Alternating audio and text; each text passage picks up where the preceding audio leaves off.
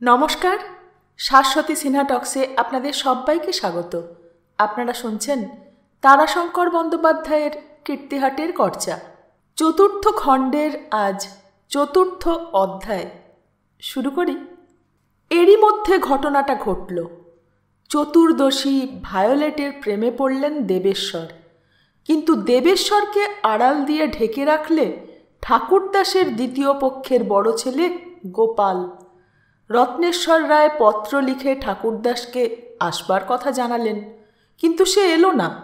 রত্নেশ্বরের ডায়েরিতে আছে, অন্য কেহ হইলে ঠাকুরদাস পাল বলিয়া কেহ আর শ্যামনগরে ইহার পর থাকিত না। ইতিমধ্যেই পিড্রুজ আমার নিকট অভিযোগ করিয়াছে যে গোপাল অঞ্জনার কন্যা ভায়োলেটকে লইয়া কিছু বাড়াবাড়ি করিতেছে।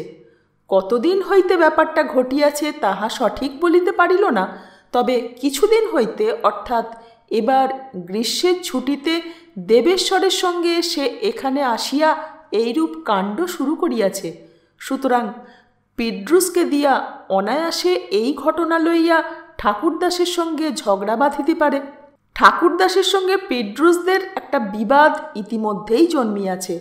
শ্যামনগরের বৃদ্ধি কোর্ট মারফত মামলার রায়ের বলে হইলেও আমাদের কাছারিতে পিড্রুস এবং তাহার অনুচরেরাই মোতায়েন আছে। কিন্তু না, তাহা করিব না, তাহাতে অধর্ম হইবে। অধর্ম আমি করিব না। পূর্বের সে সকল দিবস বিগত হইয়াছে, যে কালে প্রজার ঘর জ্বালাইয়া দেওয়া চলিত, ইচ্ছামতো গুপ্ত ঘাতক দ্বারা হত্যা করা চলিত, তাহাদের ঘরের বধূ কন্যা জোরপূর্বক হরণ করা মাত্র একটা হুকুমের অপেক্ষা থাকিত। আজ নূতন কাল, নূতন আলোক, নূতন উত্তাপ অনুভব করিতেছি। দক্ষিণেশ্বর গিয়া আশ্চর্য মানুষ দেখিয়া আসিলাম। ঠাকুর রামকৃষ্ণ পরমহংসদেব। পূর্বে রামব্রহ্ম ন্যায়রত্নের নিকট দীক্ষা লইয়াছি, নহিলে এই মহাসাধকের নিকট দীক্ষা লইয়া ধন্য হইতাম। বাংলাদেশের মানুষের, বিশেষ করিয়া কলিকাতায় যেন একটা নূতন জোয়ার আসিতেছে। তাহা ছাড়া ভায়োলেট অঞ্জনার কন্যা। যাহা হোক, দেবেশ্বরকে ডাকিয়া গোপাল সম্পর্কে সাবধান করিয়া দিলাম। দেবেশ্বর নত মুখে দাঁড়াইয়া শুনিল এবং ঘাড় নাড়িয়া জানাইল সে সাবধান করিয়া দিবে। দেবেশ্বর আমার কুল উজ্জ্বলকারী পুত্র। যেমন রূপে কন্দর্প কি কুমার কার্তিকেয়, তেমনি গুণে মেধায় অসাধারণ। বাল্যকালে আমার নিজের মেধা ও স্মৃতির কথা স্মরণ করিয়া মনে করিতে সংকোচ নাই যে সে আমা অপেক্ষা শ্রেষ্ঠ।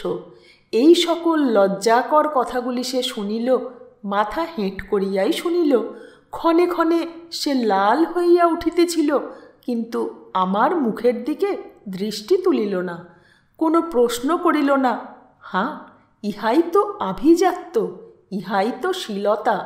কিন্তু আমি ভাবিতেছি হতভাগ্য গোপালের কথা। ভায়োলেটকে রত্নেশ্বর রায় নেপথ্যে থেকে অঞ্জনার কন্যা হিসেবে মানুষ করছিলেন। শেষ জীবনটায় তিনি তাকে অর্থ সাহায্য করেই কর্তব্য শেষ করেননি। তার মৃত্যুকালে গোপনে তার বাড়িতে গিয়ে ভায়োলেটের ভার নিয়ে এসেছিলেন। ভার নিয়ে তার সমস্যা দাঁড়িয়েছিল, কিভাবে ভায়োলেটকে মানুষ করবেন। সেই গোয়ানিজ আধা পর্তুগিজটার মতো, কিংবা অঞ্জনার মেয়ের মতো। আলফান্সো পিড্রুজের দেহের যা গড়ন, গায়ের যা রং, তাতে তাকে 12 আনা পর্তুগিজ বলা চলত, এবং তার যা চরিত্র, তার যা পেশা, তাতেও তাকে হাড়মাদদের খাঁটি বংশধর বলা যেত। কিন্তু অঞ্জনা বামুনের মেয়ে। সেকালে রত্নেশ্বর রায়ের মতো জমিদার পুত্রের মুখে 2-4টে সরস কথা শুনে আর তার নিজের প্রতি কয়েকটা তারিফ বাক্য শুনে বামনের চাঁদ ধরার স্বাদ জেগেছিল। নিজে গলে জল হয়ে যেতে চেয়েছিল। কিন্তু রত্নেশ্বরের যে স্পর্শে সে গলতে পারত, সে স্পর্শ পায়নি বলেই ক্ষোভের বশে চলে গিয়েছিল ওই দুঃসাহসী আলফান্সো পিড্রুজের সঙ্গে। হয়তো সে সেদিন আরও ঘৃণ্য কাউকেও বরণ করতে পারত, কিন্তু তার মোহ বেশি দিন টেকেনি, এবং ভাগ্যক্রমে আলফান্সো তার হাড়মাদি ট্র্যাডিশনকে উজ্জ্বলতর করে খুন হয়ে তাকে রেহাই দিয়েছিল। অঞ্জনা আবার ফিরে আসতে চেয়েছিল, কিন্তু ফেরা আর সম্ভবপর ছিল না এবং উপায়ও ছিল না। একদিকে সমাজ ছিল কঠোর, আর অন্যদিকে তার নিজেরও ধরেছিল মৃত্যুরোগ। মৃত্যু আসন্ন বুঝে সে রত্নেশ্বর রায়কে শেষ দেখা দেখতে চেয়ে চিঠি লিখেছিল, এবং তা সে পেয়েও ছিল। রত্নেশ্বর রায় ওই পিছন দিকের মেথরদের দরজা দিয়েই ময়লা কাপড় জামা পরে নিঃশব্দে চোরের মতো বেরিয়ে গিয়েছিলেন এই জানবাজারের বাড়ি থেকে, এবং গিয়ে উঠেছিলেন দেশি খ্রিস্টান পাড়ায় ওই এলিয়ট রোডের আশেপাশে কোনো একটা খোলার বাড়িতে। বিস্তৃত বিবরণ লেখেননি রত্নেশ্বর রায় তার ডায়েরিতে। সে লিখবার মতো লোক তিনি ছিলেন না, কঠিন কাঠের মতো লোক। কাঠ হলেও বলবো রত্নেশ্বর রায় ছিলেন সেকালের চন্দন কাঠ, কিন্তু রক্তচন্দন অত্যন্ত শক্ত, অনেক ঘষলে তবে রক্তরাঙা কাঠের রস বের হয়। যাক, অঞ্জনার কাছে বাগদান করে এসেছিলেন ভায়োলেটকে তিনি এই কলকাতার বাড়িতে যেন ফেলে না রাখেন, কোনো মিশনে না দেন, যাতে ও একেবারে ফিরিঙ্গি খ্রিস্টান না হয়ে যায়। অঞ্জনা বলেছিল, দেশে তো অনেক দেশি খ্রিস্টান আছে, মুখুজ্জে, বাড়ুজ্জে, চাটুজ্জে, বামুন খ্রিস্টান, কায়স্থ খ্রিস্টান, বদ্যি খ্রিস্টান আছে তো, তেমনি দেখে একটা বিয়ে দিলে আমি স্বস্তি পাব। কথা দিয়ে এসেছিলেন রত্নেশ্বর রায়, কিন্তু কাজটি করা খুব সহজ ছিল না সুলতা। তবু তিনি করেছিলেন যথাসাধ্য। হিলডার বাবা পিড্রুসের সঙ্গে আলফানসোর সম্পর্ক ছিল খুড়ো ভাইপো, খুব নিকট সম্পর্ক, কিন্তু ওদের সমাজে তো সম্পর্কের মূল্য খুব বেশি নয়। তবে সেখানে রত্নেশ্বর রায়ের দাক্ষিণ্যে মূল্যটা হয়ে উঠেছিল অত্যন্ত বাস্তব, টাকা আনা পাই, এবং কীর্তিহাটের গোয়ানপাড়ায় বাড়িঘর পর্যন্ত। এবং এই পিড্রুসই ভায়লাকে তার সৎ বোন পরিচয় দিয়ে নিয়ে গিয়েছিল গোয়ানপাড়ায়। সেখানে কয়েকটা বছর কাটতে কাটতে ভায়লা যখন 12-13 বছরের হয়ে উঠল, তখন রত্নেশ্বর রায় অকস্মাৎ একদিন মেয়েটাকে দেখলেন কিশোরী ভায়লার চোখে একটু বিচিত্র দৃষ্টি ফুটছে, এবং গালে যেন একটা লালচে আভা দেখা দিয়েছে। গোয়ানপাড়ায় অন্য রঙ্গিনী মেয়েগুলোর সঙ্গে রঙ্গ করেই ওই কাঁসাইয়ের দহে নেমে জল তোলপাড় করে স্নান করছিল। তিনি দাঁড়িয়েছিলেন বিবি মহলের ছাদে। তামাটে রঙের মেয়েগুলোর মধ্যে উজ্জ্বলতমা কালো কুঞ্চিত কেশিনী ভায়োলেটকে চিনতে তার বিলম্ব হয়নি। মেয়েটা বড় হয়ে উঠেছে, এবার অঞ্জনার কাছে শেষ প্রতিশ্রুতি পালন করতে হবে। মেয়েটার বিয়ে দিতে হবে দেশি খ্রিস্টানের ঘর দেখে। তাদের সমাজ স্বতন্ত্র, জীবনের ভঙ্গি স্বতন্ত্র। তারা ধর্মে খ্রিস্টান, কিন্তু তারা ফিরিঙ্গি নয়, তারা ভারতীয় খ্রিস্টান। সেকালে বামুন খ্রিস্টান, কায়স্থ খ্রিস্টানের সঙ্গে করণ করত না, করলেও তা খুব বেশি নয়, বিরল ছিল। ব্রাহ্মদের মধ্যেও তাই। তবু অর্থের জোর এবং জেদি শক্তিশালী মানুষেরা সব পারে। তার সঙ্গে যদি বুদ্ধি এবং কৌশলের মাথা থাকে, তবে লক্ষ্মী, সরস্বতী, শক্তি একসঙ্গে অঘটন ঘটাতে পারে সুলতা। রত্নেশ্বর রায়ের তিনি ছিল। শুধু রত্নেশ্বর রায় কেন, গোটা বাংলাদেশের জমিদারদের দিকে তাকিয়ে দেখো, এই কালটা তাদের উজ্জ্বলতম জীবনাধ্যায়। মুঘল আমলের একেবারে মধ্যযুগীয় হালচাল বদলে গিয়ে নতুন হালচাল শুরু হয়েছে, যে হালচালের জন্য ইংরেজ সরকার একটু সচকিত হয়েছেন। 7-8 বছরের মধ্যে ইন্ডিয়ান ন্যাশনাল কংগ্রেস জন্ম নেবে এই সব বিত্ত সম্পত্তিশালী এবং ইংরেজি লেখাপড়া জানা লোকেদের নেতৃত্বে। বিবেকানন্দের পদধ্বনি নেপথ্যে তখন বাজছে। সুতরাং ইংরেজের চকিত না হয়ে উপায় ছিল না। তারা রাষ্ট্র শক্তি হিসেবে যা করছে তার সঙ্গে মিশন স্কুলগুলোও কাজ করে যাচ্ছে। শুধু ঈশ্বরের পুত্র জেসাস ক্রাইস্টের অনুগামী ভক্ত তৈরি করছে না, খ্রিস্টান ইংরেজ রাজ্যের খুঁটি তৈরি করবার কল্পনা করছে। রত্নেশ্বর রায় মেদিনীপুরের মেয়েদের মিশন স্কুলে ভায়োলেটকে ভর্তি করবেন ভাবলেন, কিন্তু সেখানে ব্রাত্যদের, বিশেষ করে সাঁওতালদের ভিড় দেখে ওখান থেকে ফিরে এসে ভাবছিলেন কি করবেন। তার সেদিনের ডায়েরিতে আছে, পিড্রুসকে লইয়া খ্রিশ্চান মিশন দেখিতে মেদিনীপুর শহরে গিয়াছিলাম, কিন্তু সেখানে দেখিলাম যাহাদের খ্রিশ্চান করিয়া পাদ্রী সাহেবরা লেখাপড়া শিখাইতেছে তাহাদের অধিকাংশই সাঁওতাল, এবং এদেশে যাহাদের আমরা চুয়ার বলিয়া থাকি তাহারাই। এখানে ভায়োলেটকে দেওয়ার প্রশ্নই ওঠে না, তাহাতে মহা অপরাধ হইবে। সুতরাং বহু চিন্তা করিয়া স্থির করিলাম, ইহাদের যে একটি খড় গির্জা ওরা খাড়া করিয়াছে, সেইটিকে মেরামতাদি করাইয়া একজন আমাদের দেশি খ্রিশ্চান পাদ্রীকে বেতন দিয়া লইয়া আসিব। সে পাদ্রীর কাজ করিবে এবং একটি পাঠশালাও করিয়া দিব, সেখানে ছেলেমেয়েরা কিছু কিছু পড়িবে। তাহার দ্বারাই ভায়োলেটকে বিশেষ করিয়া পড়াইবার ব্যবস্থা করিব। এই পাদ্রী সাহেবকে দিয়া ভায়োলেটকে অ্যাডপ্টেড ডটার করাইয়া যাতে উঠাইব। সব ব্যবস্থাই অত্যন্ত দ্রুত করে ফেলেছিলেন রত্নেশ্বর রায়, এবং প্রাথমিক স্কুলটির জন্যই তার এতগুলি স্কুল, গোটাস্টেক মাইনর স্কুলে আর্থিক সাহায্য, কীর্তিহাটে শ্যামনগরে 2টো এইচ স্কুল, কীর্তিহাটে একটা চ্যারিটেবল ডিসপেন্সারি করা সার্থক হল। এই প্রাইমারি স্কুলটির দ্বারোদ্ঘাটন করেছিলেন ইংরেজ ম্যাজিস্ট্রেট, এবং সেই বৎসরই তিনি হয়েছিলেন রায় বাহাদুর। সেটা 1877 সাল, এবং সেই উপলক্ষেই রত্নেশ্বর রায়ের যুবরাজ দেবেশ্বর দেখলেন ভায়োলেটকে। দেবেশ্বরের বয়স তখন 15 বছর। এই স্কুল প্রতিষ্ঠা উপলক্ষে কীর্তিহাটে এসেছিলেন বাপের নির্দেশে। সঙ্গে এসেছিল গোপাল। গোপাল ছিল দেবেশ্বরের সাথী অনুচর, মুখে বলতেন দাদা। ঠাকুরদাস পাল তার দাদা ঠাকুরকে ত্যাগ করেছিল। কমলাকান্ত রত্নেশ্বর হলেন ঠাকুরদাস, তাকে ছাড়ল, কিন্তু গোপাল দেবেশ্বরের সঙ্গে থাকল, তাতে আপত্তি করেনি। নিজেও দেবেশ্বরকে প্রাণের তুল্য ভালোবাসত। অনুষ্ঠানটা হয়েছিল সরস্বতী পূজার সময়। সভায় গাঁদা ফুলের মালা পরিয়েছিল ভায়োলেট। ডায়াসে বসেছিলেন সস্ত্রীক ডিস্ট্রিক্ট ম্যাজিস্ট্রেট। নিচে দুপাশে দুখানা চেয়ারে সিমেট্রি রেখে বসেছিলেন পিতা পুত্র, একদিকে রত্নেশ্বর রায়, অন্যদিকে দেবেশ্বর রায়, এবং তাদের সঙ্গে আরও অভ্যাগত সরকারি কর্মচারীবৃন্দ। তাদের সঙ্গে ছিলেন নবনিযুক্ত বৃদ্ধ বাঙালি পাদ্রী সাহেব। গাঁদা ফুলের মালা বোঝাই ঝুড়ি নিয়ে পিড্রুস যাচ্ছিল ভায়োলেটের সঙ্গে। ভায়োলেট তার নির্দেশ মতো মালা পরিয়ে দিচ্ছিল অতিথিদের গলায়। সবশেষে পালা এলো দেবেশ্বরের। শেষ মালাটি ভায়োলেট পরিয়ে দিলে দেবেশ্বরকে। সঙ্গে সঙ্গে দেবেশ্বর হলেন সরাহত। দেবেশ্বর রায় জীবনে ডায়েরি রাখেননি। জীবনে সেদিনের যে বিবরণটুকুর কথা বললাম, সেটুকু দেবেশ্বর রায়ের কোনো কিছু থেকে পাইনি। পেয়েছি তার পিতা স্বনামধন্য কীর্তিহাট সিংহ রত্নেশ্বর রায়ের ডায়েরি থেকে।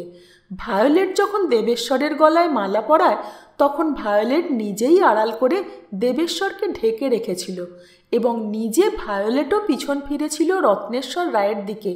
নইলে নিশ্চয় তিনি দুজনের মুখ দেখে ভবিষ্যৎ অনুমান করতে পারতেন।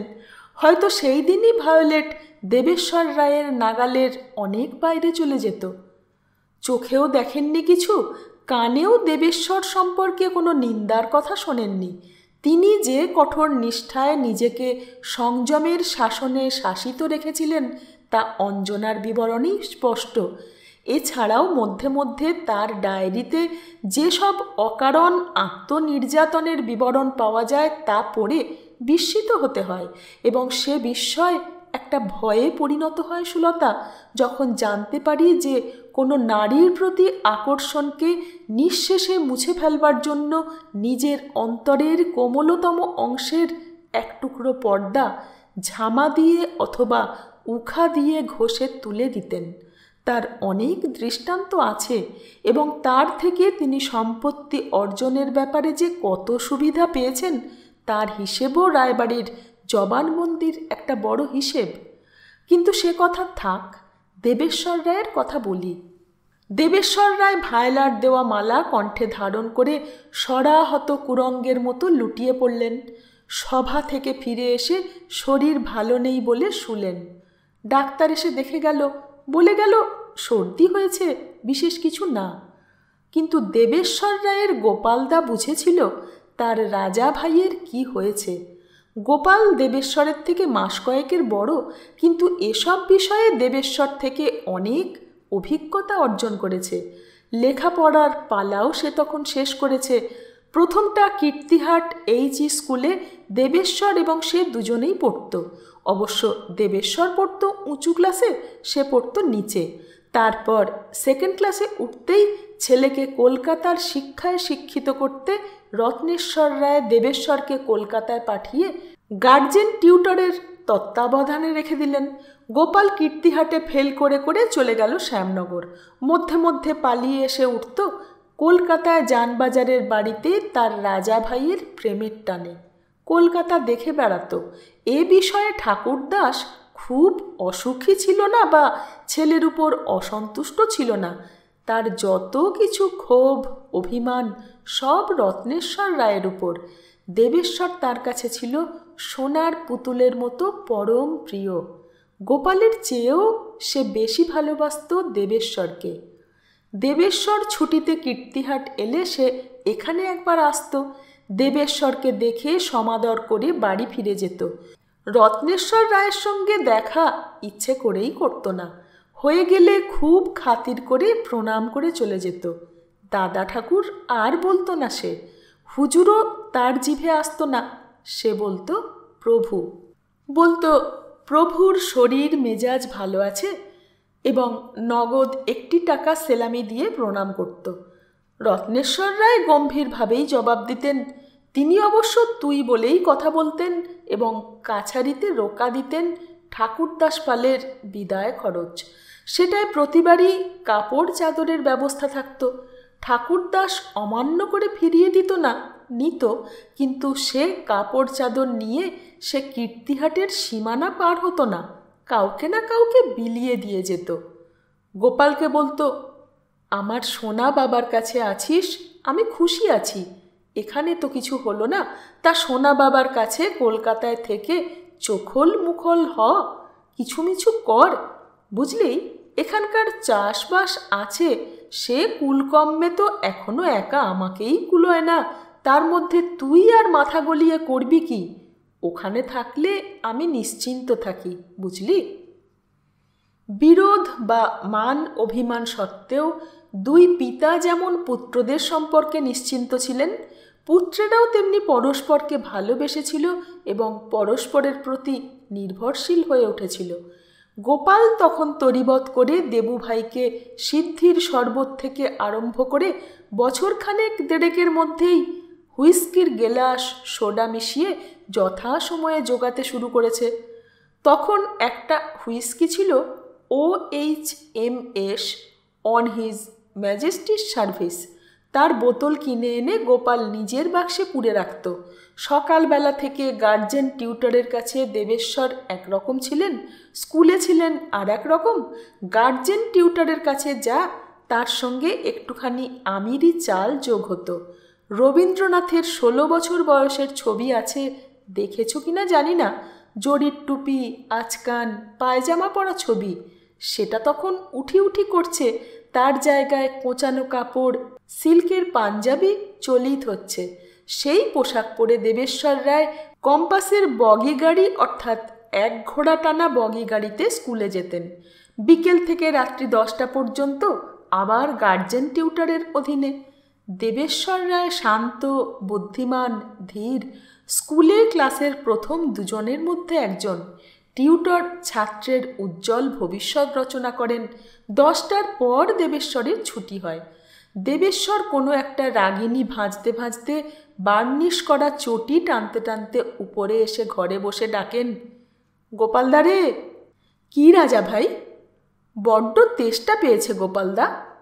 আমি ঢেলে রেখে বসে আছি সেই কখন থেকে, নাও খাও, বলে সোডা মেশানো হুইস্কির গ্লাস তার হাতে তুলে দেয়। তৃষ্ণার্তের মতো সেটা শেষ করে দেবেশ্বর বলেন, আর একটু দে না গোপালদা। আরও খাবে? জানাজানি হলে তোমারও বিপদ, আমারও বিপদ। তা ঠিক, কিন্তু আর একটুখানি, একটু, এই এতটুকু। এই গোপালদা এবং এই তার রাজা ভাই দেবেশ্বর রায়। ছিপছিপে পাতলা, লম্বায় তখনই প্রায় 6 ফুটের কাছাকাছি, সোনার বর্ণ রং, তার উপর নীলাভ শিরাগুলো যেন এই সৌন্দর্যের একটা বিচিত্র ইতিবৃত্ত লিখে রেখেছে। হাতের তালু, পায়ের তলা গাঢ় গোলাপি, সে নাকি দেখলেই মানুষ মুগ্ধ হয়ে যেত। ঠাকুরদাস পাল ছেলেবেলায় তাকে 2 হাতে তুলে ধরে দোলাতো আর বলতো, ও আমার নদের ছবি, যে দেখবি সে পাগল হবি। সুলতা, আমার মেজদাদু আমাকে প্রথম দেখে বলেছিলেন, তাই তো ভাই, আমায় যে তুমি ধাঁধা ধরালে হে। আমার দাদা তোমার পিতামহ রায়বংশের শ্রেষ্ঠ সুপুরুষ ছিলেন। বাংলাদেশে এমন রূপ জোড়াসাঁকোর ঠাকুরবাড়ি ছাড়া দেখিনি। দাদা আমার তাদের কাছেও ম্লান ছিলেন না। সেই তরুণ কিশোর দেবেশ্বর রায় ভায়োলেটকে দেখে সরাহত হলো। ভায়োলার বয়স তখন 13 পার হয়ে 14 পড়েছে। চতুর্দশ বসন্তের একগাছি মালা। সভা থেকে ফিরে এসে সে শরীর খারাপ বলে শুয়ে পড়ল। ডাক্তার দেখে বলে গেল, সিজন চেঞ্জের সময় সর্দি লেগেছে, ও কিছু না। দেবেশ্বর চুপ করে শুয়েছিলেন। তার বাসনা তখন উদ্দাম হয়ে ছুটেছে, লাগাম ছেঁড়া ঘোড়ার মতো। ভায়লা ভায়লা ভায়লা। তার গালের গোলাপি রং, কালো চোখ, কোঁকড়ানো কালো চুল কিছুতেই সে ভুলতে পারছিল না। একসময় গোপাল এসে ঘরে ঢুকল। দেবেশ্বরের শিয়রের কাছে বসেছিলেন তার মা। গোপাল তাকে বললে, আপনি জ্যাঠাইমা এখন যান, আমি বরং রাজা ভাইয়ের কাছে বসি। সরস্বতী ঠাকুরন প্রায় সন্ধে থেকেই বসে আছেন। তিনি বললেন, তাই বস রে তুই, একটু বরং গল্প টল্প কর, তাতে হয়তো ভালো থাকবে। দেবু, আমি যাই, ওর খাওয়া টাওয়াগুলো একবার দেখি। দেবেশ্বরও তাই যেন খুঁজছিলেন। এ কথা তিনি বলবেন কাকে? বিশ্ব ব্রহ্মাণ্ড খুঁজে এক গোপালদা ছাড়া তো কাউকে তিনি দেখতে পাচ্ছিলেন না। তিনি বললেন, তাই যাও।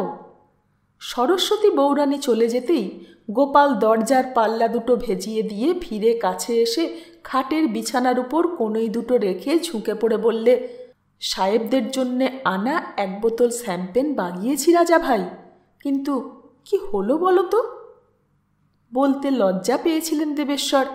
গোপাল ঘাড় নেড়ে প্রশ্ন করেছিল, ওই ভায়লা? 2 হাতে গোপালের গলা জড়িয়ে ধরে দেবেশ্বর বলেছিলেন, ওকে নইলে আমি বাঁচব না গোপালদা, আমি মরে যাব। গোপালদার পক্ষে কাজটা দুরূহ হয়নি।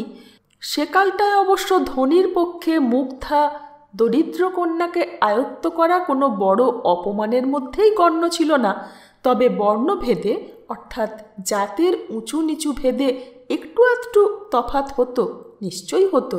কিন্তু এছাড়াও আর একটা চিরন্তন ধারা আছে প্রেমের পথে, সেটা হলো সনাতন ধারা। যে ধারায় রাজকন্যার জন্যে রাখাল ছেলে পাগল হয়, আবার রাজপুত্রকে দেখে ভিক্ষুকের কন্যা লালায়িত হয়ে ওঠে। রাখাল ছেলে রাজার মেয়েকে বড় পায় না সুলতা, তবে রাজার ছেলে কৌতুক বসে ভিক্ষুক কন্যাকে নিয়ে নেড়েচেড়ে দেখে, আবার প্রেমেও পড়ে। সে রাজকন্যাও পড়ে, ভিখিরির মেয়েও পড়ে। ভায়লাও প্রেমে পড়েছিল এবং সে প্রেমও দর্শন মাত্র প্রেম। সুতরাং কাজটা দুরূহ হয়নি গোপালের পক্ষে। তবে গোপালই এটাকে সম্ভবপর করে তুলেছিল, নইলে সে সাহস বা সে বুদ্ধি দেবেশ্বর রায়ের ছিল না। তখনও ততখানি শক্ত হয়ে উঠতে পারেননি। সেটা সহজ এবং সরল করে দিয়েছিল গোপালদা। সুলতা, পল্লীগ্রাম সরল বটে, অচতুরও বটে।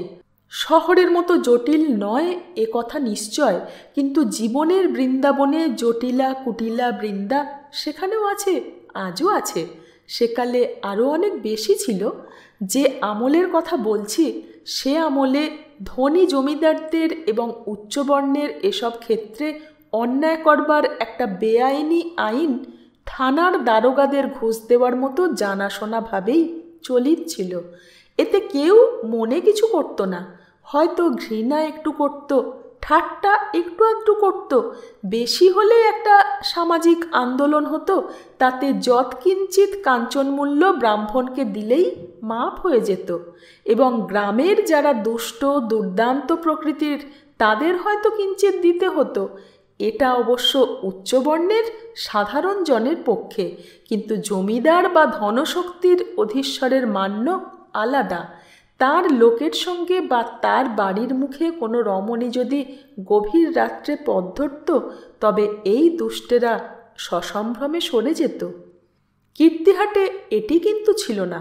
রত্নেশ্বর রায়ের কঠিন শাসনে তার হুকুম ছিল চৌকিদার বা নিজের বাড়ির বরকন্দাজদের উপর এবং সাধারণ লোকের উপরও বটে যে যদি এমন ঘটনার কোনো সন্ধান কেউ পায় বা সন্দেহ করে, তবে সে যেন তৎক্ষণাৎ তাকে জানায়। গ্রামের কয়েকটা ব্রাত্য শৈরিনী যুবতী যারা এই ধরনের পেশা এবং নেশায় একটু বেশি প্রমত্তা হয়েছে, তাদের তিনি অর্থ ব্যয় করে নবদ্বীপ পাঠিয়ে দিয়ে গ্রামকে পাপ মুক্ত রেখেছিলেন। কিন্তু তারই গ্রামে তারই কিশোর কন্দর্পের মতো দেবেশ্বর রায়ের সঙ্গে ভায়োলেটের মিলনের ব্যবস্থা অনায়াসে করে ফেললে গোপাল। এতটুকু বেগ পেতে হলো না। বিচিত্রভাবে সে সমস্ত সমস্যার সরল সহজ সমাধান করে দিলে। খানিকটা ঘুরে ফিরে এসে বললে, রাজা দাদা, বেশ একখানা ভালো করে প্রেমপত্র লিখে দাও তো, তা নইলে সে ভয় খাচ্ছে।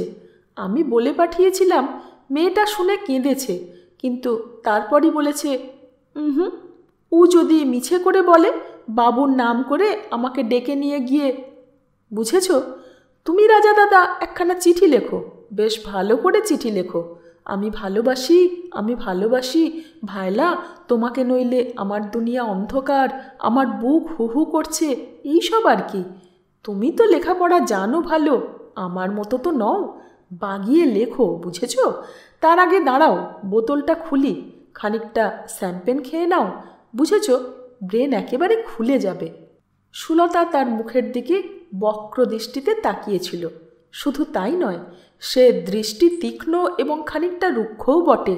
সুদীর্ঘ রায়বংশের জবানবন্দি সে শুনছে, দুদিন ধরে নির্বিকারভাবেই শুনে আসছে। কখনো একটু হেসেছে, কখনো দৃষ্টিটা উদাস হয়েছে, কখনো মুখের রেখায় ক্রোধ ফুটেছে, কপালে কুঞ্চন রেখা জেগেছে। এই পর্যন্ত এই প্রথম তার দৃষ্টি বক্র এবং তীক্ষ্ণ হয়ে উঠল। তার থেকে খানিকটা ক্রোধের উত্তাপও অনুভব করা যায়। সুরেশ্বর সেদিকে লক্ষ্য করেনি। সে বলেই চলেছিল সামনের দেওয়ালের ছবিগুলোর দিকে চোখ রেখে। যে ছবিখানার দিকে সে তাকিয়েছিল সেখানা বন্দুক হাতে দেবেশ্বর রায়ের ছবি, কিন্তু চারদিকে প্যানেল করে অনেকগুলো ছোট ছোট ছবি আঁকা আছে। একটাতে একটা কুঞ্জের মতো মনোরম পরিবেশের মধ্যে ভায়োলেট এবং দেবেশ্বর পরস্পরে হাত ধরে মুগ্ধ ও মুগ্ধার মতো তাকিয়ে আছেন। তারপর সুসজ্জিত ঘরে সোফার উপর দেবেশ্বরের কোলে মাথা রেখে ভায়োলেট শুয়ে আছে এবং মুগ্ধার মতো তার দিকে তাকিয়ে আছে।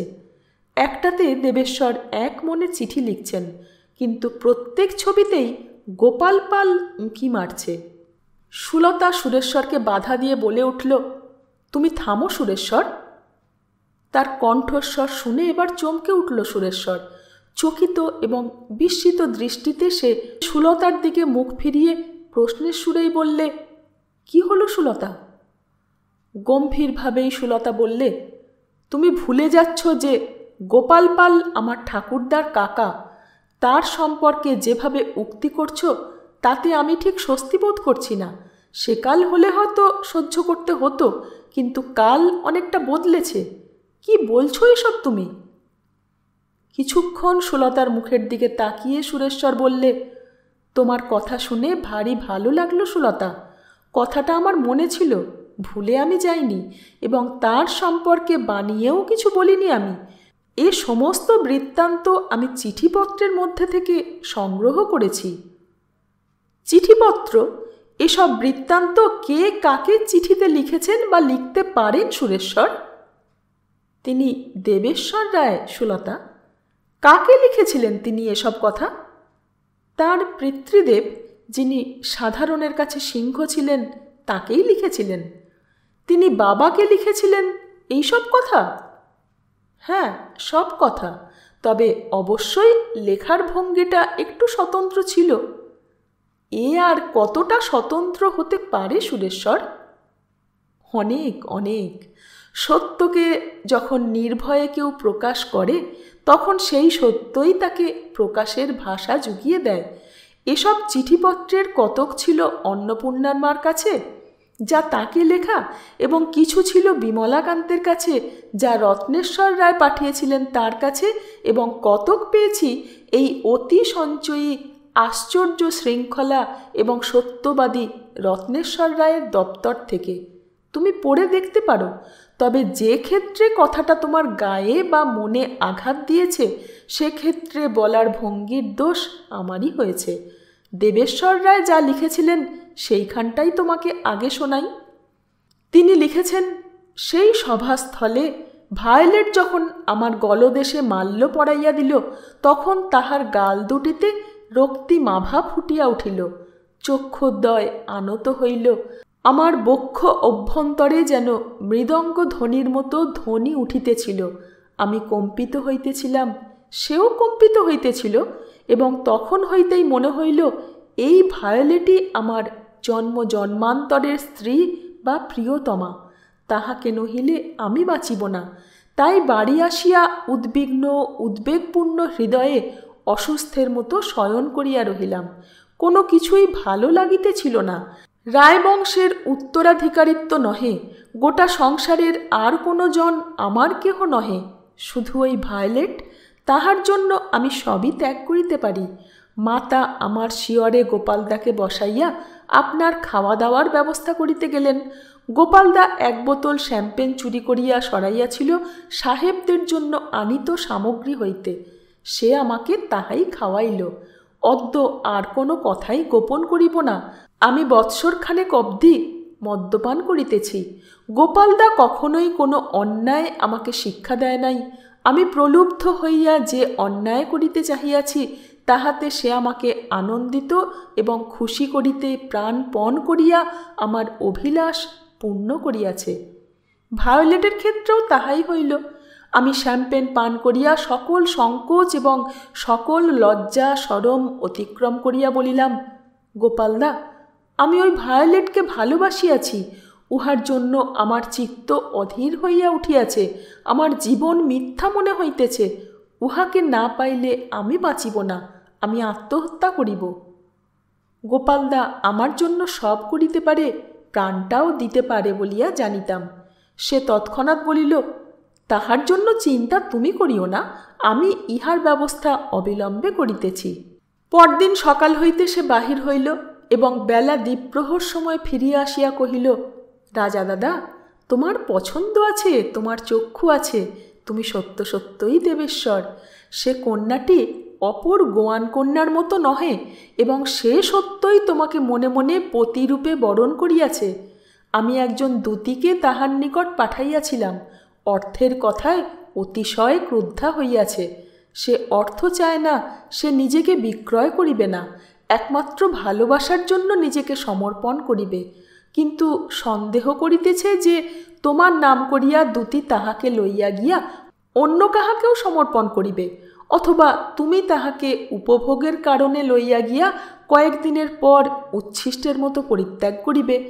তাহা ছাড়া তুমি রাজা, তুমি ব্রাহ্মণ, সে খ্রিস্টান গোয়ান, সে দরিদ্র ইত্যাদি।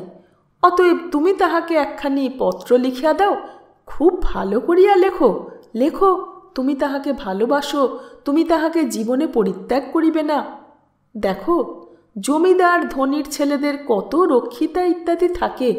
তোমার ঠাকুরদাদার সোফিয়াবাইয়ের গল্প তো এখানকার সকল লোকে করে। তাহার কথা শুনিয়া ভায়োলেটকে আমি আরও ভালোবাসিলাম। সঙ্গে সঙ্গে রোমিও জুলিয়েটের প্রেমের কথা মনে পড়িল। পত্র লিখিতে বসিয়া কয়েকখানা পত্রই ছিঁড়িলাম, মনোমতো হইল না। গোপালদা সেই দ্বীপ্রহরেই আমাকে খানিকটা শ্যাম্পেন খাওয়াইয়া বলিল, ঘরে বসিয়া লেখো, আমি বাহিরে পাহারা দিতেছি, কেহ আসিলে ঘরে ঢুকিতে দিব না। এই কর্তা বা গিন্নিমা আসিলে তোমাকে শব্দ করিয়া ইশারা দিব, তুমি তৎক্ষণাৎ বিছানায় শুইয়া পড়িবে যেন ঘুমাইয়া গিয়াছ। আমি বলিব, দেবু ভাইয়ের মস্তক ধরিয়াছে। সুলতার মুখ প্রসন্ন হয়নি। সে অপ্রসন্ন মুখেই সামনের দিকে তাকিয়ে রইল। সুরেশ্বর বললে, দেখো সুলতা, দেবেশ্বর এবং গোপাল পালের সম্পর্কটা ছিল তাদের নিজস্ব সম্পর্ক এবং তাদের যে কাল সেই অনুযায়ী। আমরা তাদের উত্তরাধিকারী, আমাদের সম্পর্ক আমাদের মতো। এখানে আমি জমিদারের ছেলে, একজন ইংরেজ সমর্থনকারী ইংরেজি কাগজের এডিটোরিয়াল স্টাফের অন্তর্ভুক্ত পাকা জার্নালিস্টের ছেলে। একসময় আমি বিদায় সত্যাগ্রহ বলে স্টেটসম্যানের চিঠির কলমে চিঠি লিখেছিলাম, আমার থেকে আজ তোমার মান বেশি, তুমি এমএ পাস, কলেজের প্রফেসর, পলিটিক্যাল পার্টির মেম্বার। তোমাদের পার্টি যদি আগামী ইলেকশনে যেতে তবে তুমি হয়তো একজন মিনিস্টারও হবে, তখন তুমি যা হয় করো। কিন্তু এখন আমার জবানবন্দির এইখানের এইটুকুতে মুখ ভার করো না। গোপাল পাল আমি বলছি না সুলতা, ইচ্ছে করেই না। যা করেছিলেন আমার ঠাকুরদাদার জন্যে তা অন্য কেউ করেনি বা করে না। সেই জাতের কড়াকড়ির কালে নিজের জাত আর এই দুর্ধর্ষ গোয়ানদের হাতে তার জীবন সব তিনি বিপন্ন করেছিলেন দেবেশ্বর রায়ের জন্য। সে দেবেশ্বরও গোপন করেননি, আমিও করছি নে। অন্যায় কিছু বললে তোমার গায়ে লাগতে অবশ্যই পারে, কিন্তু অন্যায় বাড়াবাড়ি করে লাভ কি? শচীন সেনগুপ্তের সিরাজউদ্দৌল্লা নাটকে এক জায়গায় নবাব সিরাজউদ্দৌল্লা ওয়ার্ডসকে বলছেন, তোমার যা চরিত্র তাতে তোমার মাথা মুড়িয়ে, ঘোল ঢেলে, গাধার উপর চড়িয়ে গোটা শহর ঘুরিয়ে বের করে দেওয়া উচিত দেশ থেকে। দেখো, নবাবিকালের অভিনয় হচ্ছে বলে এটা ইংরেজ রাজত্বে ইংরেজও সহ্য করেছে। স্বাধীনতার পর অবশ্যই আমরা সবাই স্বাধীন, সবাই প্রধান, ভারতও জেগেছে।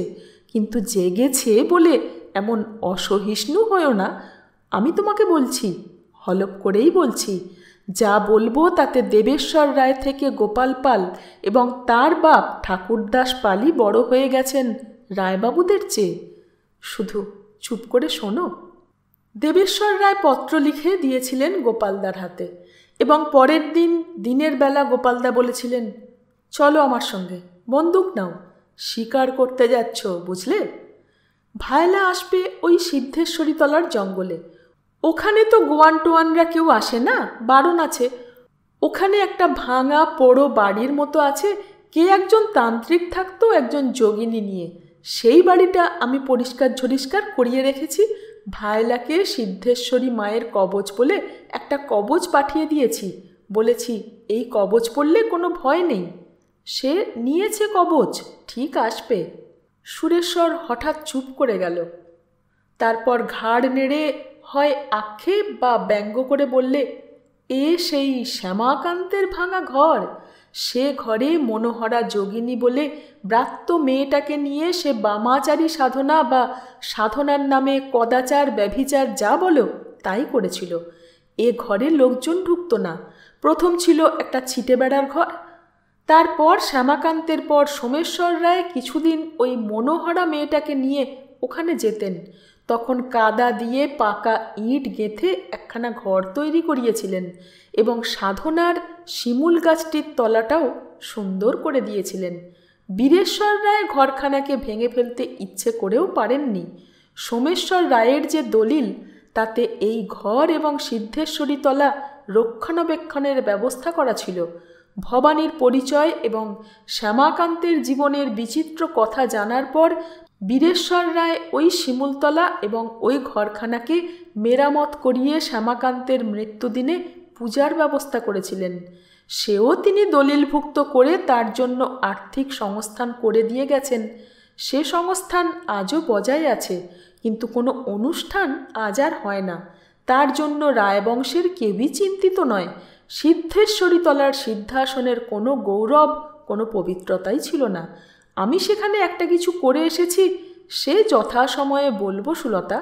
এখন সেদিনের কথা শোনো। সেই দিন সেই ঘর পরিষ্কার করিয়ে রাখিয়েছিলেন গোপাল পাল। সেই ঘরে তার প্রাণের প্রিয় দেবুভাইয়ের প্রথম বাসর সজ্জা হবে। রত্নেশ্বর রায় সিদ্ধেশ্বরী তলার একটি সংস্কার করিয়েছিলেন।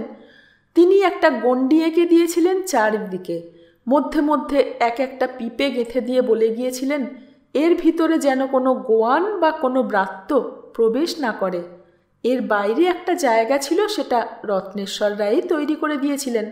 যেখানে গোয়ানরা বা ব্রাত্যরা ইচ্ছে হলে পুজো বা মানত মানসিকের অর্ঘ্য দিতে পারে। এই গণ্ডির মধ্যে ভায়োলেটকে আসতে রাজি করানো সহজ কথা ছিল না। তার ব্যবস্থা সুকৌশলেই বলো আর আপন বিশ্বাস মতোই বলো করেছিলেন দেবেশ্বরের গোপালদা।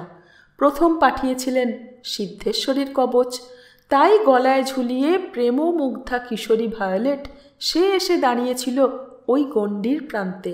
দেবেশ্বর অপরাহ্নের আগে থেকেই বন্দুক হাতে করে ওই সিদ্ধেশ্বরীতলার জঙ্গলের প্রান্তে প্রান্তে শিকারের ছল করে ঘুরে বেড়াচ্ছিলেন। তারপর একসময় ক্লান্তি অপনোদনের ছলে জুতো খুলে সিদ্ধেশ্বরীতলার গণ্ডির মধ্যে ঢুকে বসে উৎকণ্ঠিত হৃদয়ে জীবনের প্রথম প্রিয়া বা নারী যাই বলো তার জন্য প্রতীক্ষা করছিলেন। সূর্য তখন পাটে বসেছে। লগ্ন বলতে গোধূলি লগ্ন। সেই লগ্নে কম্পিত পদক্ষেপে অভিসারিকা ভায়োলেট এসে দাঁড়িয়েছিল ওই সীমার প্রান্তভাগে।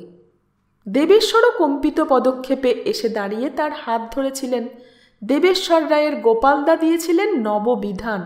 দুগাছা ফুলের মালা ওই গাঁদা ফুলেরই মালা গেঁথে এনেছিলেন এবং বলেছিলেন, নাও মালা বদল করে বিয়ে করে নাও, আর এই সিদ্ধেশ্বরী মায়ের সিঁদুর ওর সিঁথিতে ছুঁয়ে দাও। আর ভায়োলেটকে বলেছিলেন, তুমি মনে মনে বলো, বিয়ে করে আমি হিন্দু হলাম, বলো। বিচিত্র ভাগ্যের বিধান নয় সুলতা? অন্তত আমার কাছে তাই। আমি স্পষ্ট দেখতে পাচ্ছি শ্যামাকান্তের কর্মফলের চক্রান্ত ওই সিদ্ধাসনের পাশে ওই বিকৃত আচারে ধর্মের নাম করে ব্যভিচারের জন্য সোমেশ্বর রায়ের তৈরি করা ঘরের মধ্যে ব্রাহ্মণ জমিদার সন্তান এবং খ্রিস্টান মেয়ে ভায়োলেট ওইভাবে ধর্মের নাম করেই সমাজ, লোকাচার, ধর্ম সব কিছুকে লঙ্ঘন করে প্রথম মিলিত হয়েছিল। না না না, এখন বাধা দিও না। তুমি যা বলবে তা আমি জানি এবং তা আমি মানি। তোমার থেকেও হয়তো আরও বেশি উদার আমি সুলতা। তোমরা রাজনৈতিক কর্মী। সংসারের লোকেদের সামনে নিজেকে তোমাদের শুদ্ধ, পবিত্র এবং পরিচ্ছন্ন চরিত্রবান মানুষ বলে প্রমাণিত করতে হয়। আমি মানি লোকাচার, সমাজ, ধর্ম এসব থেকেও হৃদয়ের অকৃত্রিম আকর্ষণ মিলনের আকুতি অনেক বড়, অনেক বড়। রামী চণ্ডীদাসের মতো ভাঙতে পারলে তা স্বর্গীয় হয়, ভাঙেও অনেক। ভেঙে হয়তো সমাজ থেকে নির্বাসিত হয়ে, লোকের দ্বারা বর্জিত হয়ে, ধর্মের ধ্বজাধারীদের দ্বারা নির্যাতিত হয়ে পথের পাশে পড়ে মরে। অনেক সময় পুরুষ অত্যাচার সইতে না পেরে একদিন নারীটিকে পথে ফেলে দিয়ে দাঁতে কুটো করে ফিরে আসে ঘরে। সমাজ যৎকিঞ্চিৎ কাঞ্চন মূল্যের বিনিময়ে প্রায়শ্চিত্ত করিয়ে তাকে ফিরিয়ে নেয়, কিন্তু মেয়েটাকে চলে যেতে হয় হারিয়ে। কোথায়? কেউ খোঁজ রাখে না। হয়তো দেহটাকে সম্বল করে পথে নেমে যতদিন দেহটা থাকে ততদিন কোনো রকমে খায় দায়, মদ খেয়ে পাগলের মতো হাসে, দেহ ব্যবসায়িনীর জীবনযাপন করে। তারপর একদিন মরে এবং সেদিন তারই মতো জন কয়েক ভাগ্যহতা হতভাগিনী হরিধ্বনি দিয়ে কাঁধে করে নিয়ে যায় শ্মশানে, পুড়িয়ে ছাই করে দিয়ে আসে। মুসলমান বা খ্রিস্টান হলে কবরে যায়, তবে মুসলমান এবং খ্রিস্টান ধর্মের এখানে নারীর পক্ষে একটা উদারতা আছে, যে উদারতাকে আমি শ্রদ্ধা করি, প্রশংসা করি, তার কাছে মাথা নোয়াই। মানুষের আত্মার পরিশুদ্ধির জন্যই নীতি তৈরি করেছে ধর্ম। আত্মাকে ধ্বংস করবার জন্য, মানুষকে হত্যা করবার জন্য নীতি তৈরি হয়নি। এমন নীতি দুর্নীতি, চণ্ডনীতি, জীবনে ধ্বংসনীতি। এক গ্লাস জল। তুমি অত্যন্ত উত্তেজিত হয়েছ সুরেশ্বর, বলে সুলতা ডাকলে, রঘু, রঘু, তোমার বাবুর জন্যে এক গ্লাস জল নিয়ে এসো। সুরেশ্বর তার মাথার লম্বা চুলগুলো পিছনের দিকে ঠেলে আঙুল চালাতে চালাতে বলল, তা হয়েছি সুলতা, তুমি আঘাত দিয়েছ আমাকে। হয়তো তুমি বলবে, আঘাত তুমিই আমাকে আগে দিয়েছ। তাহলে বলবো, না না না, তা দিইনি। নিজে ইচ্ছে করে তুমি নিজের মনে নিজে আঘাত করে আমার নামে অপবাদ দিচ্ছ। জল নিয়ে এসে যে দাঁড়ালো সে রঘু নয়, সে অর্চনা। অর্চনা, তুই এখনো জেগে রয়েছিস? রয়েছি, পাশের ঘরেই ছিলাম, ওই কুড়ারাম রায়ের পাঁচালিটা পড়ছিলাম, আর তোমাদের কথাও শুনছিলাম। সঙ্গে সঙ্গে এও ভাবছিলাম, শত দুঃখ কষ্ট, নানান অভাব, নানা ঝঞ্ঝাটের মধ্যেও ভাঙা বাড়িতে বাস করত রায়েরা, বাংলাদেশের জমিদারেরা। তারা কি সবাই তোমার মতো এমনি করে পাগল হয়ে গেল, না ফাঁসির আসামির মতো রাত্রি জেগে সেলের মধ্যে বসে আছে? গ্লাসের জলটা নিঃশেষে পান করে সুরেশ্বর বললে, কে কি করছে তা জানি নে, তবে এইটুকু বলতে পারি যে অধিকাংশ জমিদারি তো আজ দেউলে, এবং আজ তারা সবাই প্রায় এ অচলায়তন ভেঙে বেরুতে চায়। অনেক আগেই অনেক জনে এ থেকে বেরিয়ে এসে জীবন সমুদ্রে নতুন স্টিম লঞ্চ ভাসিয়ে জমিদারি বজরাটাকে গাধা বোটের মতো পিছনে বেঁধে দিয়েছেন। আজ যদি শান্তির ব্যাঘাত ঘটে থাকে তবে এদেরই ঘরে, নইলে পাড়া গাঁয়ের ছোটোখাটো অসংখ্য জমিদার নিশ্চিন্তে নিদ্রা যাচ্ছে। তারা খোলস ছেড়ে বেরিয়ে এসে মুক্ত আলো হাওয়ায় দাঁড়িয়ে বাঁচবে। কিন্তু সেসব কথা থাক, যা বলছিলাম তাই বলি। তুই কি এখানে বসবি উঠছি? না বসলে আপত্তি কি অসুবিধে হবে না তোমাদের? আমার হবে না। আমার যখন হবে না তখন সুলতারও হবে না, কারণ বাঁধবার কথা, সংকোচ হবার কথা যে বলে, যে কনফেসার তার, যে শোনে তার নয়। তারপর সে সুলতার মুখের দিকে তাকিয়ে প্রশ্ন করলে, সুলতা? হেসে সুলতা বললে, আমি অনেকক্ষণ আগেই অর্চনাকে বলেছিলাম আপনিও এসে বসুন না। প্রথম রান্না করতে গেলেন, তারপর। চুপ করে গেল সুলতা। মনে পড়ে গেল খেতে বসে কথা প্রসঙ্গে যে অপ্রিয় কথা উঠে খাওয়ার আনন্দ নষ্ট করে দিয়েছিল, সেই কথাটা। আবার শুরু করলে সুরেশ্বর, বললে, রায়বংশের অপরাধ আমি খুঁজে খুঁজে জমা করে পাহাড় করেছি। তার মধ্যে জমিদার হিসেবে নালিশ, মকদ্দমা, সত্য মিথ্যা অনেক করেছি। রায়বাহাদুর রত্নেশ্বর অঙ্ক কষে প্রজাকে ঘায়েল করতেন। জোরদার যখন বড় হয়ে উঠেছে, সম্পন্ন হয়ে উঠেছে, তখন তাকে ডেকে সমাদর করেছেন। প্রয়োজন মতো আরও বড় এবং সম্পন্নতর হবার জন্য ঋণ দিয়েছেন, খাজনা বাকি ফেলেছেন, এবং পরে সব জমে যখন পাহাড় হয়েছে তখন নালিশ করে তার বুকে পাহাড় চাপিয়ে তাকে শেষ করে দিয়েছেন। আবার উল্টোটাও হয়েছে, যারা ঋণ নেয়নি তাদের কোথায় কার কাছে ঋণ আছে খোঁজ করে হ্যান্ডনোট, তমসুক কিনে নালিশ করেছেন।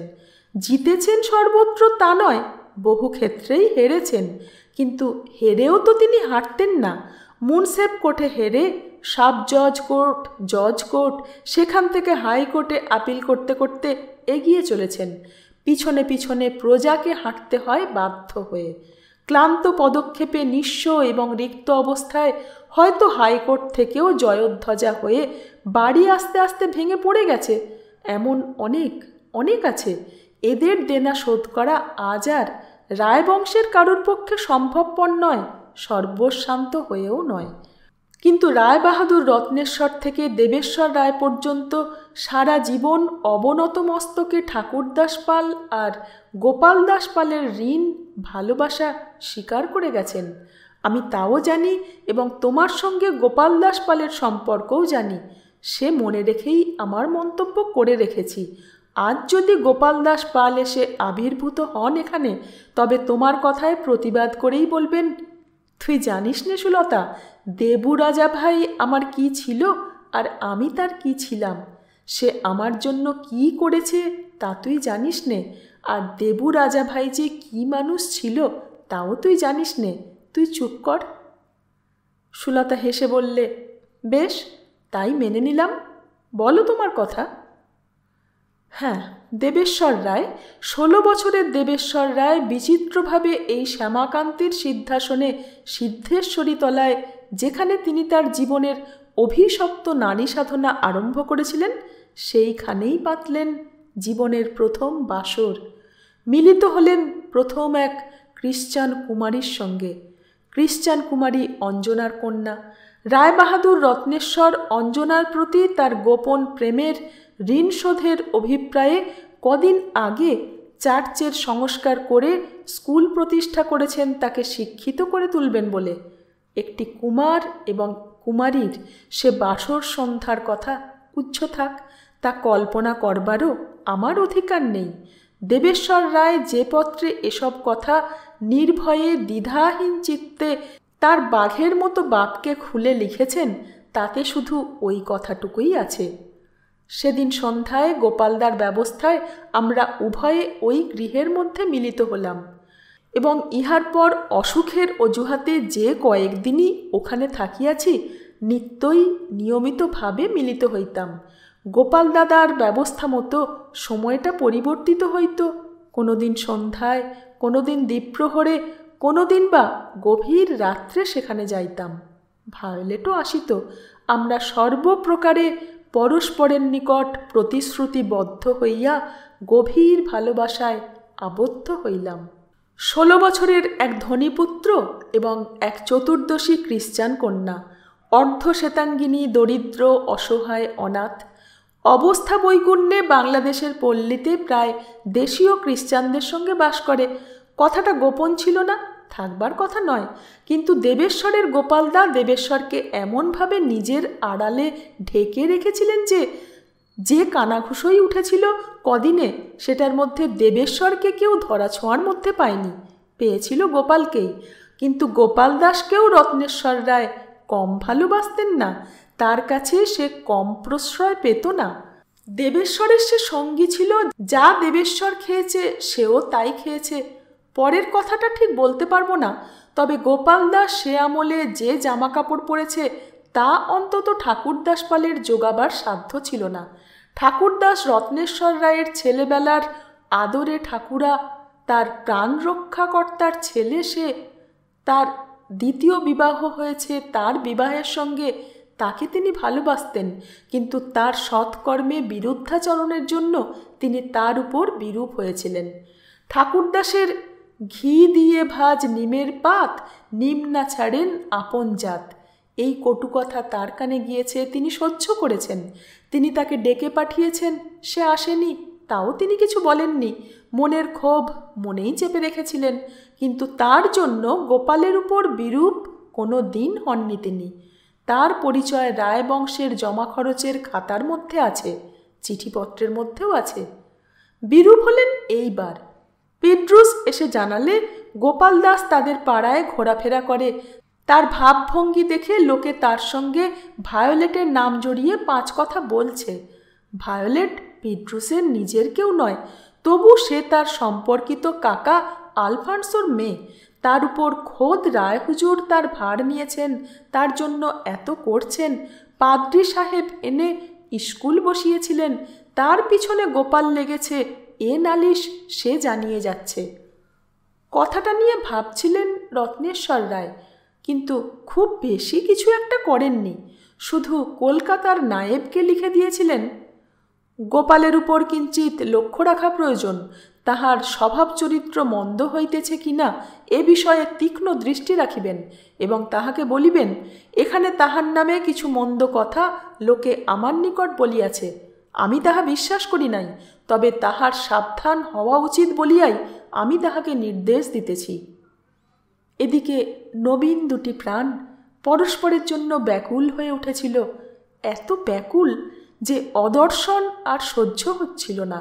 কিন্তু ভায়োলেটের করবার কিছু ছিল না, কি করবে সে কাঁদত। 4th অধ্যায় এখানেই শেষ। ফিরে আসছি 5ম অধ্যায় নিয়ে, সঙ্গে থাকবেন। ধন্যবাদ।